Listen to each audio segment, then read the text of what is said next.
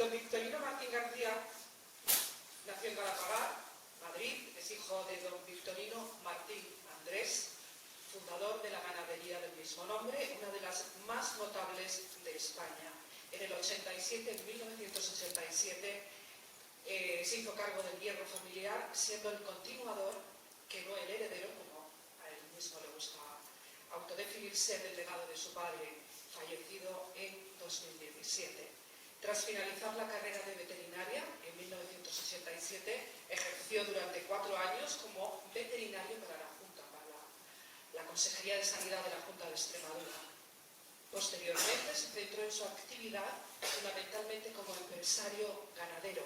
Actualmente es además empresario del sector turístico, porque él viene directamente de Fitur, donde ha presentado junto con Moraleja y con Coria 2 proyectos turísticos muy interesantes.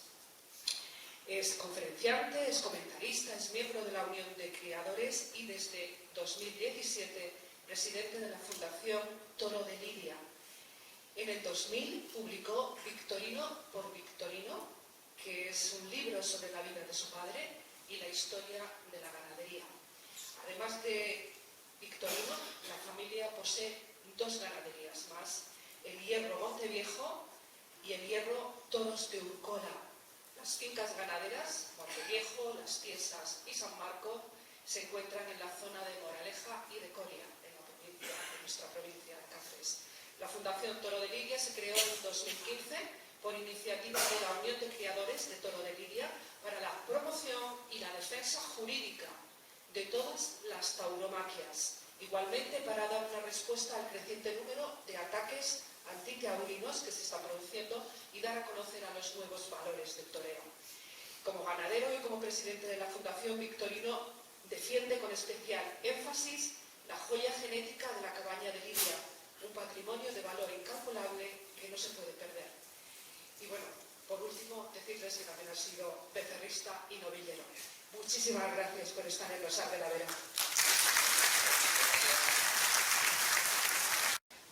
Bueno, Victorino, has hablado del Instituto Belmonte que acabáis de crear.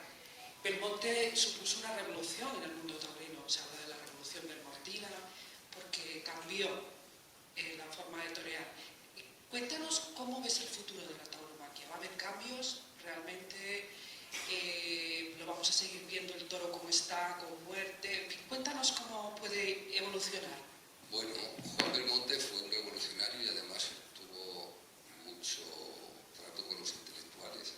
Tanto es así que a Chávez Nogales ahora lo están poniendo en valor, pero Chávez Nogales se ha conocido en España porque fue el que escribió la biografía de Juan Belmonte. Ahora ya lo han puesto en valor, han sacado pues muchos libros de él, pero se le conocía sobre todo porque había sido el biógrafo de Juan Belmonte. Pues las bases de José Tomás se han puesto entre Corbacho y yo.